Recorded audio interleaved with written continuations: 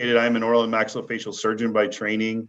Following my my 2 postdoctoral fellowships, I actually finished a PhD looking at the bone titanium interface.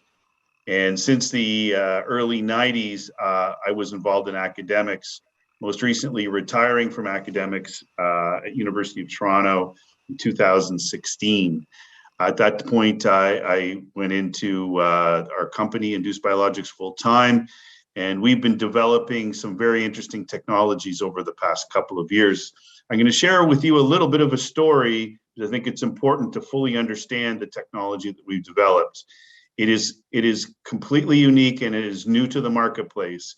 And I think it's important you understand the background so you understand the technology that we're talking about here this evening.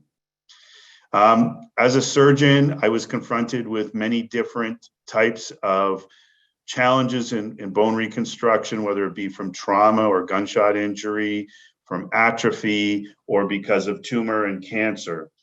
And for the majority of my clinical career, the only solution I had was to use bone from one part of our body. And here's an example. This is that same patient. We had to resect part of her jaw. We then went to her leg. We took a part of her leg. We shaped it into the form of a jaw. We then inserted it into her jaw. This is an X-ray some 9 months later.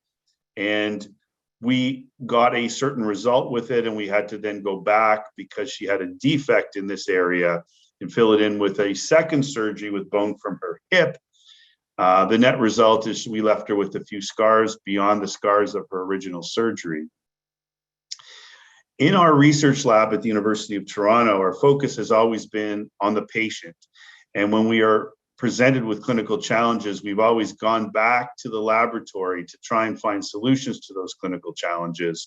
And once we come up with ideas, we usually bring them back to the patient in one form or the other to evaluate the technology. And that patient-focused clinical development has been at the center of everything that myself and my team have been involved with over the years. When I first finished my PhD, and this is somewhat relevant, as you'll see a little bit later on, I started working on a technology from Bristol Myers Squibb called TGF-beta1. And I was working in combination with Zimmer. And TGF-beta1 is a cytokine. And what TGF-beta1 does is it upregulates bone healing, so speeds up bone healing. And our first challenge was to try and find a way to deliver this growth factor to the bone so that it didn't spread all out through the tissues. And the first part of innovation that our team experienced was developing what we call reverse thermal delivery agents. And this is an example of one. So you put them in the body at warmer temperature, they become more viscous and they don't run all over the place. We got somewhere with this technology. We were actually able to develop more bone, better bone, faster bone. I won't get into this whole technology, but because of the delivery mechanism, I had the opportunity to meet Dr. Marshall URIST. Now, Dr. URIST may or may not be known to you, but he is widely regarded as the father of regenerative medicine by most in the scientific circles. And outside of the fact that he was also General Patton's personal physician and was involved in his injuries during the Second World War, which he loves to tell stories or loved to tell stories about, Dr. URIST, back in the 1960s, identified the fact that within bone there were certain factors, and he didn't know exactly what they were, that tended to direct bone formation.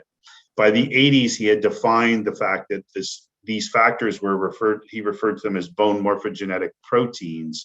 And ultimately, they were isolated, characterized, and the product Infuse is a direct result of the work that he did. That's a Medtronic product. But he was looking for a different delivery system for his BMP when I was introduced to him. He actually sought me out in the mid-90s, and we started a collaborative effort from the mid-90s right up until pretty much when he passed away in the early 2000s. He introduced us all to the concept that if you took bone and you took out the mineral, you could expose these non-collagenous proteins in bone, And he developed the concept of demineralization of bone and essentially DBM. So this is what DBM powder looked like way back when. That's why this picture looks so grainy. We had the opportunity with our reverse thermal materials to create reverse thermal gels and putties, the first DBM putties and gels. And in the late 90s, early 2000s, myself and my team, who I will introduce you to one of the members of my team in a moment, developed a series of products: Dynagraft, Excel Connexus, Orthoblast, Dynablast. These are all products now sold by C-Spine. They were all developed by myself and my team. But what Dr. URIST did, so my very first academic sabbatical I took at UCLA, and I worked with Dr. URIST full-time for a year. Following that, my partner, Dr. Sean Peel, spent a second year working with Dr. URIST from our lab to his lab. And together we learned all sorts of different technologies from him. When I left his lab, he gave me a little vial of what he called BMP NCP. And he says, if you ever see a patient that can't afford, traditional, surgery, but has a really bad situation and you think could benefit from sort of a unique form of reconstruction, I'm giving you this and I want you to promise me that you're going to use it. Well, in 1999, I found that patient. And again, it was very similar to the patient I showed earlier with a tumor. And if you can recall, in that patient, I took a piece of their leg and a piece of their hip to rebuild their jawbone. Well, in this case, we took Dr. URIST material. Here is the defect in the jawbone. The angle of the jaw is here. The chin is up forward here. We then remove, to create that defect, we had to remove this segment of tissue, as you see here.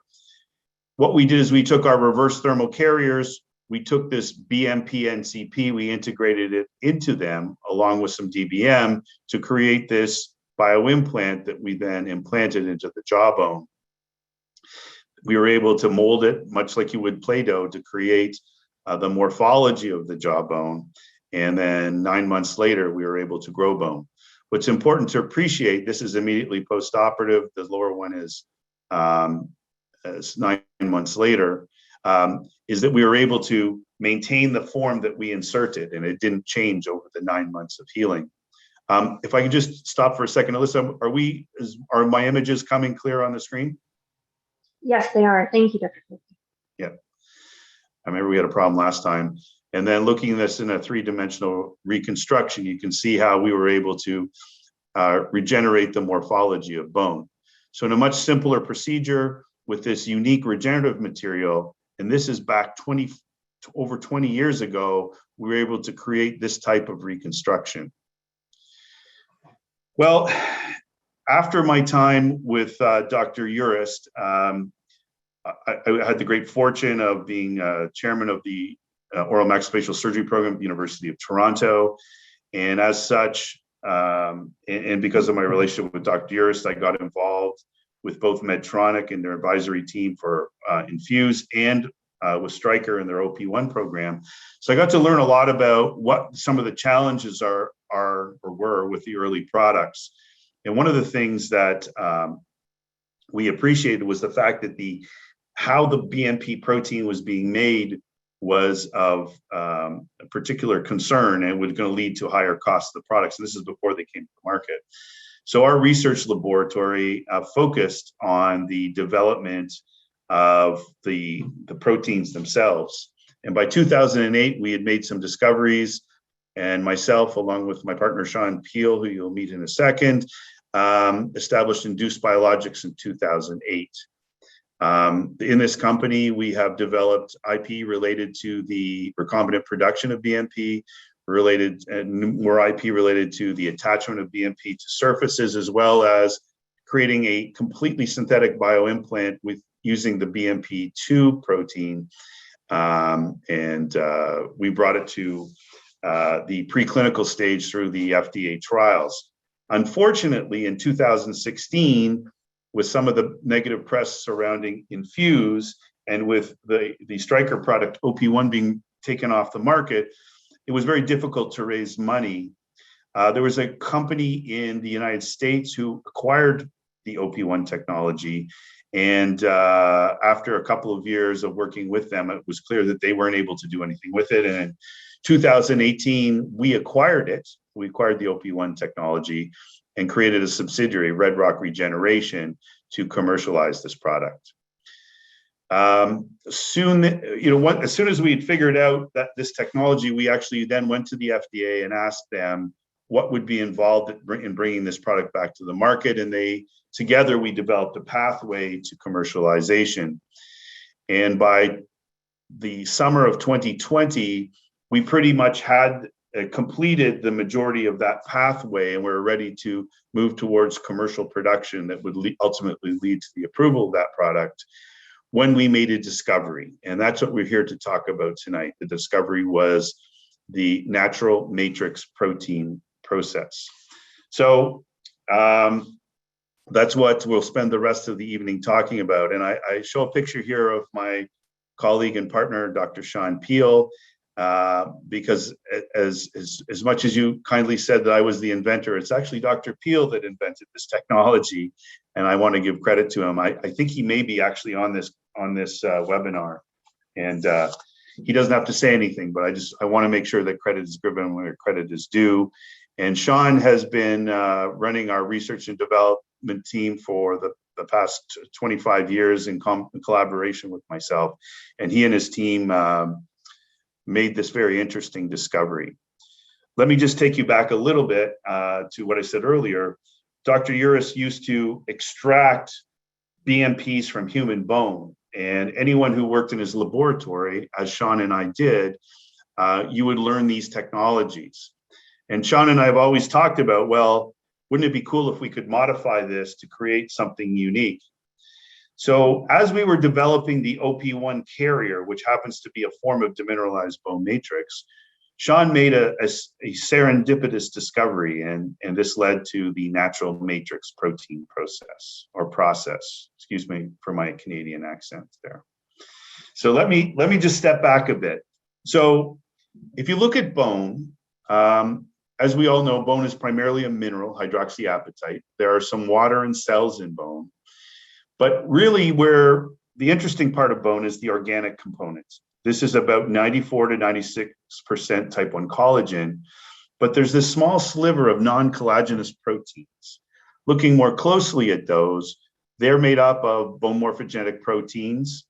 And just so you know, and you may or may not know this, there's about 15 different bone morphogenic proteins that have been identified, not all of which have bone regeneration capability.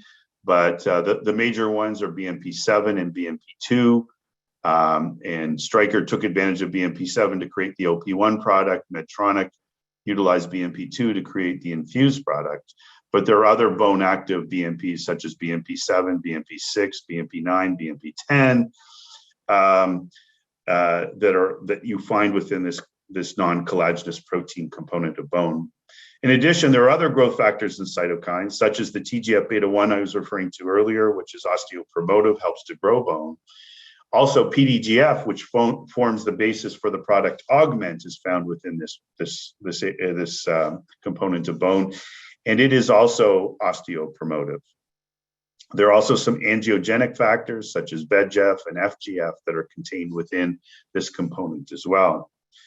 Well, if we step back and look at sort of some of the technologies that are currently on the market, like our DBMs, what you're looking at is what you see on the screen, essentially. You take the mineral out of the bone, you freeze dry it to get rid of the water and cells, and you're left with the collagen matrix, and trapped within that collagen matrix, shown here as fuchsia, are the non-collagenous proteins. Now, you will notice that occasionally these non-collagenous proteins meet the surface of a particular bone particle. And in that instance, you're going to get exposure of this compartment of bone that it contains the BMP2 and BMP7. The issue with most DBMs, all DBMs, and including those that are enhanced, is that only a very small portion of the non-collagenous proteins are actually found to be bioavailable and able to regenerate bone. What Sean and his team figured out was a way by which they could actually extract all of the non-collagenous proteins from within the collagen matrix, those proteins that are trapped.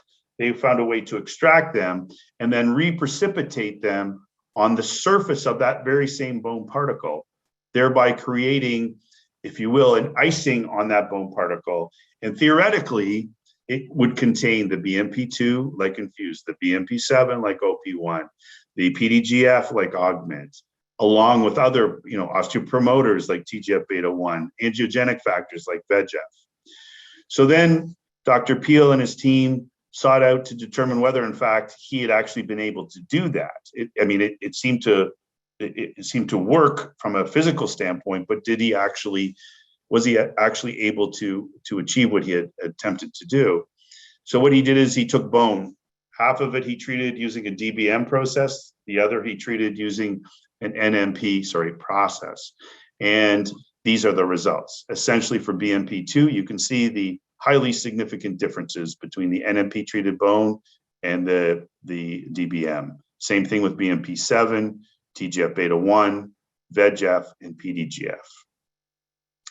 So that was pretty exciting. And so theoretically, we can extrapolate and say we've created this bone particle with all these wonderful growth factors associated with it. Not only are they there, but they're bioavailable and ready to be used, much like you would have an OP1 or Infuse or an Augment. So if you think about it, there's three major phases in healing of a bone graft. The first is vascular invasion. In this stage, blood vessels come into a graft site. They deliver, nutrients and stem cells. And this process is enabled by growth factors such as VEGF and FGF that are contained within that non-collagenous protein segment. And with our implant, we are providing those growth factors. So possibly they would enhance vascular invasion into that site. Now, once those blood vessels bring the stem cells to the site of action, then our graft with the BMPs, not just 2 as an Infuse and 7 as an OP1, but all of the BMPs that are naturally available and stimulate bone growth would be there to enhance or cause for optimal, if you will, osteoinduction, at least in theory. And then finally, once bone starts to form, then the osteopromoters take over, like your TGF-beta1, like your PDGF. And again, with this technology, we would have those growth factors bioavailable. So in theory, we're all pretty excited because it appears as though we've got everything that we could ever dream of in terms of a bone graft. Not only that, when Dr. Peel and his team got to work to look at different allograft configurations that we currently use, such as fibers or particulate, he found he could apply this technology to the fibers. He could apply this technologies to particulate, and soon he's bringing out a cancella sponge that we'll be using that is impregnated with this natural matrix protein segment of bone. That was interesting. And hold on here. So the next, we sought to determine whether or not this would actually work. In theory, it seemed like we had something special. He demonstrated the bioavailability of all these different growth factors, but how would it perform in both in vitro and in vivo assays? So scientifically, what would it look like? So the first assay we tried was the C2-C12 model. This is essentially a benchtop assay where you take muscle-like cells that are spindle-shaped. You apply a material that will induce bone formation. And what it will do is it'll take the morphology of those spindle-shaped cells, make them cuboidal, and they start releasing alkaline phosphatase. Generally speaking, when we use this model, we use BMP2, which is essentially the active ingredient in Infuse, and we use that as our gold standard. And it usually allows for a release of the alkaline phosphatase at a level about twice our controls. And most other DBM products are generally somewhere between the 2 and the 1 in terms of their release. What we found with the NMP treated bone was that the result was significantly better than the BMP2. That was a pretty exciting result for us.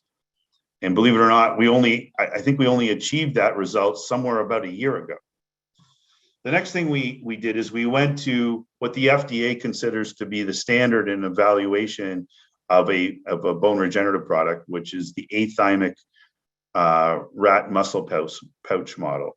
So you take a material, you put it in a muscle pouch, which is not destined to form bone, and it will form bone if it is inductive.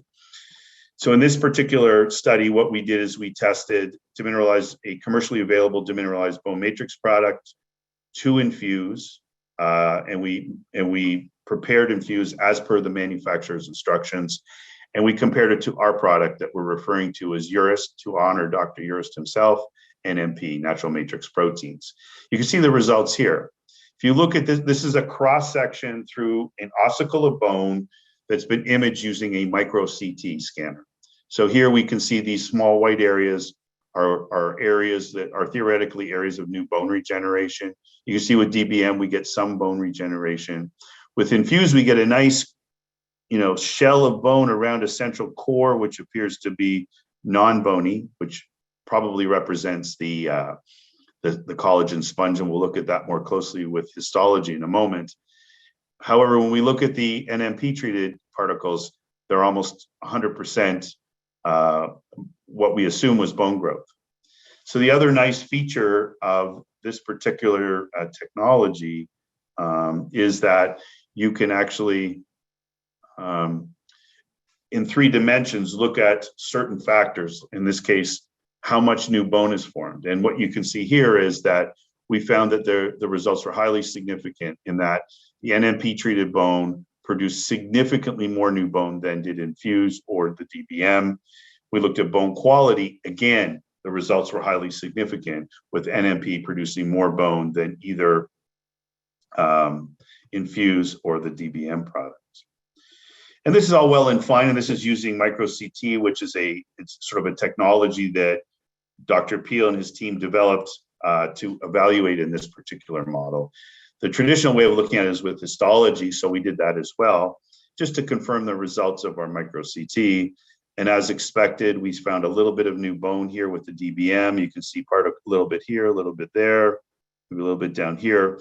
But we see large areas of fibrous tissue, non-vital bone particles. You can see those empty osteocyte lacunae. When we look at the infused areas, we see this shell of bone around the central core, which was probably the collagen sponge where it previously existed.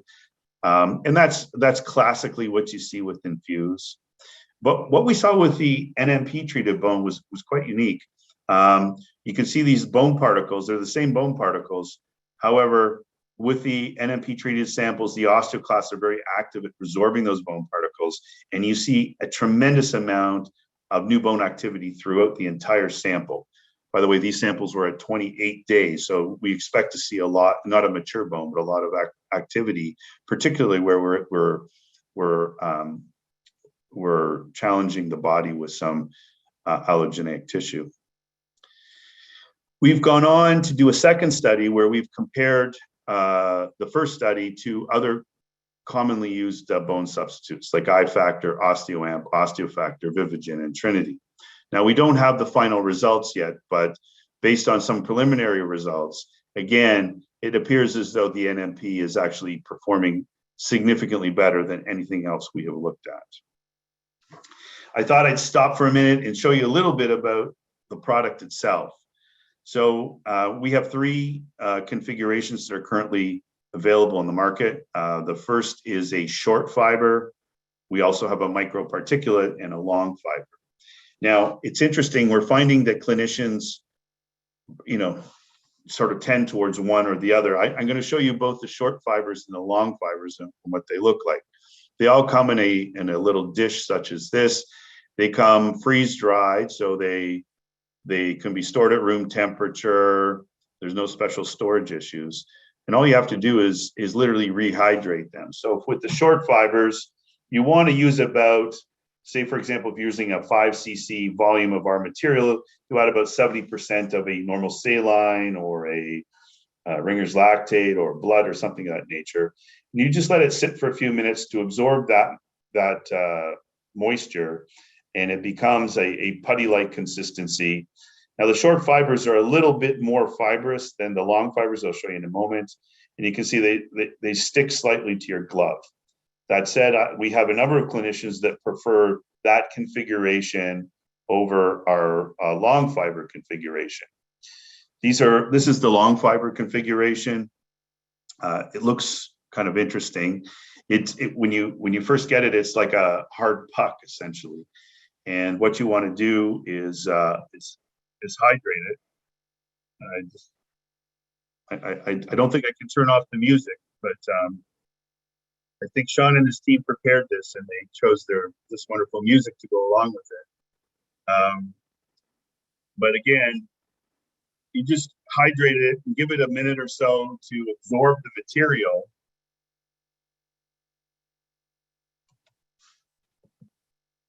Oops, sorry. Oops. I was trying to turn down the sound. Let me move along. We can't hear the sound. You cannot hear it? Nope. Anyway, you can see how it's becoming a putty now. It's not as fibrous as the short fibers. Personally, I prefer this consistency over the other. However, everybody's different in what they like. And you'll see in a moment.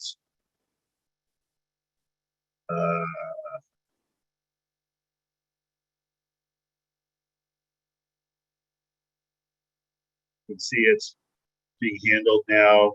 Doesn't stick to the gloves. Has a very nice consistency to it.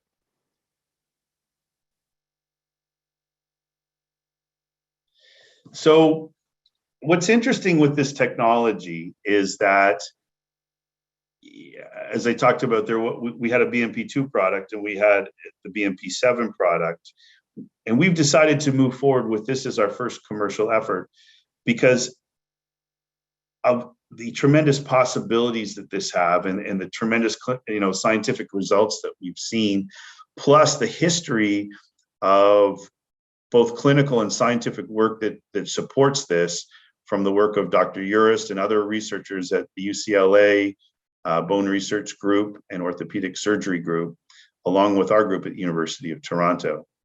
And if I think about what's happened in my career that started in the early 90s, where we learned about demineralized bone and BMPs, we've come a long way. And really in my clinical practice, the first true innovation that led me to consider using a biologic over autogenous bone arrived in around 2004 with the Infused product and with OP1 being approved. And it's really been 2 decades since we have innovated to get to a point where we have something that is significantly better than that product. And that's where we are with the URIST NMP product. We went to the FDA and we requested a designation for this product. We were, to a large extent, assuming we were going to try and get a 510K approval. And in fact, after a back and forth with them, they provided us with a approval as a minimally manipulated allograft, provided it's used within a bony site, meaning a 361 designation. And we received that back in October. That was tremendously exciting for our group because it has allowed us to come to market. Since that time, close to 500 patients have been treated, the majority of which have been in spine. I'd just like to conclude this by saying that on our website, which is inducedbiologics.com, we have a list of references that review the scientific sort of basis for our technology in the products section. To access it, you need a password. That password is simply N, capital M, capital P, NMP. And it's been designed so you can literally go to an article, click on that article, it will redirect you to PubMed and you can read the entire article. So if you want some further information regarding our technology, you can look at the background information with that. I would be happy at this point to answer any questions anybody has regarding our technology and anything related to it. I have got my little chat room up. Does anybody have any questions?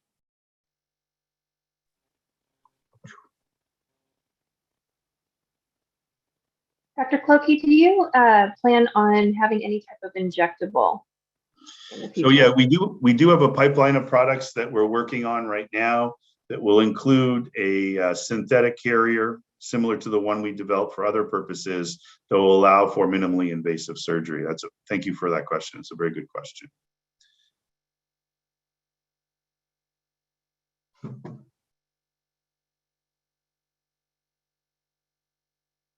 Chris, do you have anything you'd like to add? I know you like to look at this from a different perspective. Yeah, I'm just if there's, I think we might have the ability to speak blocked on some of the attendees. So I was just going through and allowing people to talk if they did have a question, because I think it might have been prohibiting them to do that. So. Oh, I've got a question here. And there we go. Oh, very good question. So the question is, does this product induce an aggressive inflammatory response? So that's a very good question. I forgot to mention the fact that when you use a product like Infuse from Medtronic, you're providing the body with a super physiologic dose of the BMP2 material. And what that does is that elicits an inflammatory response. And that is manifested in a postoperative swelling and pain. And that was something when I first started using BMPs clinically that I was a little scared by. But I'll tell you, in my experience using the non-collagenous proteins, NMP type of materials, I haven't seen that. And I'll tell you, in the patients that have been treated to date over the past 6 months, we have not seen that type of inflammatory response. The reason is probably that we're using a natural human protein and the dose is a normal physiologic dose of that protein. So we're not getting that initial burst release of the BMP that leads to that inflammatory response. So thank you very much for that question. I have a question. Can you hear me? Yes, yes. I just was texted a question. How do we compare to therapeutics? Oh, yeah, I've got that text too. Therapeutics is I factor. So my understanding, well, I'll just say this. When I was working with Dr. URIST, he sent me off on a mission to go to the Mayo Clinic in Rochester, Minnesota, to meet the team developing I factor, which was called P15 at the time. And so the concept behind I factor is that you're implanting a collagen, the attachment site from the collagen molecule that attaches to these different growth factors I just mentioned. And when you implant it, it's supposed to attract those growth factors that are circulating in our body to that site.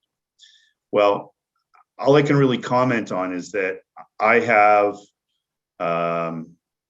at that time, we worked with what was called P15 or now called I factor, and we weren't able to achieve the results in any of our trials that was predicted. And the big difference is that we're actually giving the body those factors that they're trying to attract. We're actually giving to them those factors as part of our bioimplants. And I think if I showed, let me just go back, see if I can do this. I'm going to go back. Can I do that? Yes, I can.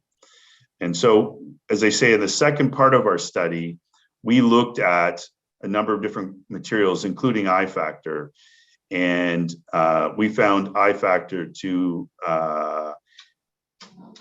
not induce bone formation at all. The result was virtually zero. So I think I factor probably is a very good osteoconductive material, if that's what you're looking for. I'm not sure that it really can be characterized as a bioactive implants. I I'm had sorry. one other text that came in. Thank you for that answer. OsteoAmp, can you just share some insight? They claim to be a BMP product. The difference between the NMP and the OsteoAmp, your assessment. So OsteoAmp is, again, it's a form of demineralized bone matrix. They're adding some, in theory, they're adding some marrow elements that are supposed to contain some of the growth factors that we have determined. In our study, where we use OsteoAmp and OsteoFactor, which is a variant, it's sort of an offshoot of OsteoAmp, we were not able to see any statistically significant differences between those products and traditionally treated DBMs. And I think it's safe to say that if you look at the theory behind it, it is not strongly supported by the basics of that are required to create a highly inductive bioimplants.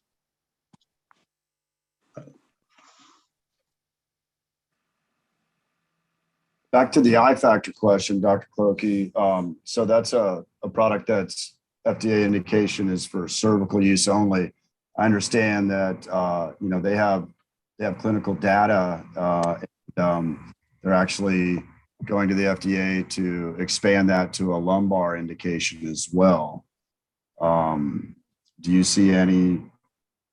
Do you see how that that product can be expanded to those indications? And also that with the NMP product, you have no contraindications. And with the 361 designation, you could basically, any surgeon could use that for any indication or any bony defect that they felt was proper. There's a lot in that question. Thanks, Chris. I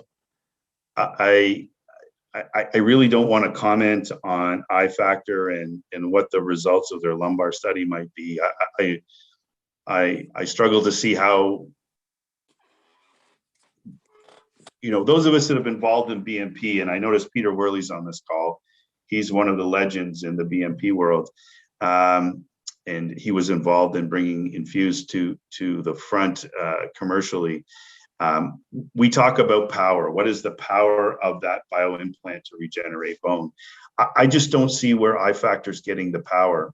I think there's some theory there. If their clinical trial proves it out, then I'll be intrigued to see what those results are. The beauty of having a 361 designation is that you're not limited to any one particular clinical application. You have essentially a full body bony indication. You can't use this material for for muscle regeneration or something like that. But as long as you're using it to regenerate bone, you have a full body indication, which is nice when you compare it to products that require a PMA or a 510K. They're usually limited to specific clinical indications. And when you use it off label, you're doing exactly that, using it off label, which theoretically creates more risk. We also have another question, Dr. Clokie. What about the use of NMP and osteoporotic bone? Yeah, I just saw that question. Yes, we don't have any experience with that, and it's difficult to say at this point. I can tell you from my experience dealing with osteoporotic bone and recombinant BMPs, you can actually enhance your regenerative capability by the use of BMPs. And so I would assume with our NMP product, you would see enhanced bone regeneration over what you would normally expect. I've got another question that was asked for me to inquire. The dosage for the study at the NMP versus Infused, how do you determine the quantity of Infused used? This is probably more of a Dr. Peel question to validate the control. How do you not overdose or underdose infuse to look into this study compared to the other competitors out there? To provide a truly technical response, I would ask Dr. Peel if he would be comfortable answering that question. Sean, I see you're on there. I don't know. Are you ready to? Sean went to great efforts to try and make each of the graphs comparable. I can tell you that. But I see he's still muted. So, there, he's not muted. Sean, Dr. Peel. Yep. So the study was performed such that we standardized everything based on volume. So with the infuse, it was the infuse implants, as you'll be familiar with, for those that use it, you have a volume of the reconstituted BMP solution that is added to a collagen sponge. So in this infuse, it was basically the volume was based on the volume of the sponge, because we wanted to match across the volumes, which would have been, these were all 0.2 cc's that were implanted in the animal, and that ended up being the equivalent of about 0.105 milligrams of BMP. And just to give you an idea of how much BMP would have been in the bone matrix for that volume, it would have been in the nanogram quantities. So in spite of the fact that there's a lot more BMP in the BMP2 in the infuse compared to the NMP is much better at stimulating bone.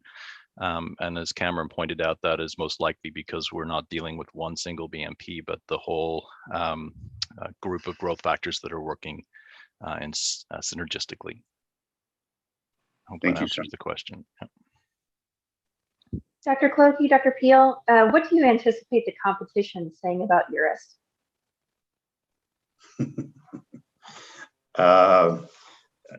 I think probably the biggest challenge we're going to have is that we were able to achieve a 361 designation and we don't have the clinical experience. And I think that's where the biggest challenge will be. And for this reason, we're developing an extensive network of clinicians, and we're going to very carefully examine our results and try and prospectively collect data that will allow us to answer the charge of those who would be critical of that. Sean, do you have any other thoughts on that? No, that was exactly my my perspective as well, right? The people that have lots of clinical data are going to say you have no clinical data. Yeah. I think in all honesty, I think that's going to be the biggest challenge. I think anyone that knows the science of this area can't really challenge us because it is what it is. I think the issue is going to be clinical experience, and we're slowly developing it. We're working with quality clinicians, and we're hoping to attract more quality clinicians. And we're definitely not trying to be overly aggressive. We're trying to work with our clinicians to carefully bring this product forward. Dr. Clokie, when do you anticipate the first round of clinical documentation, either white papers or published, in the near future? Any time frame? I'll be meeting with our clinical director on the 17th of May, and we'll be working on providing you with an answer to that question. We'll be coming out with our first paper that discusses our very first clinical application of this technology in the form of a white paper, probably by the end of the next month. But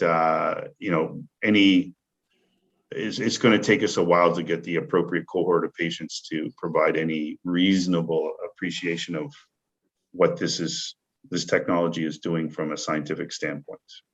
Thank you. Pleasure. Thank you for the question. Do you recommend reconstituting URIST with BMAC or PRP BMAC combination or adipose fat? That's a good question. I don't think we have the answer to that, to be honest with you. I mean, theoretically, if you're using, marrow or something of that nature, you're probably providing some active cellular elements which could interact, synergistically with the growth factors in our technology. But I think it's going to take some time and some clinical experience to determine how significant that synergistic effect will be.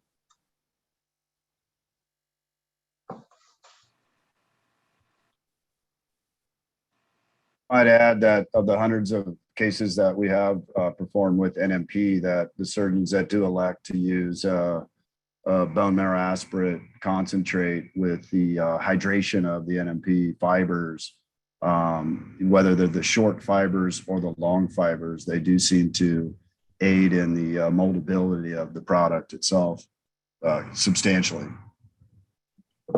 Oh yeah, the handling characteristics are phenomenal of this particular product. Once you just put a little, as I say, all you really need is saline or Ringer's lactate, and you can create a very moldable, well-handling material, and it won't negatively affect the performance of the material either. And as I say, if you're adding cells, you're probably providing some synergistic activity.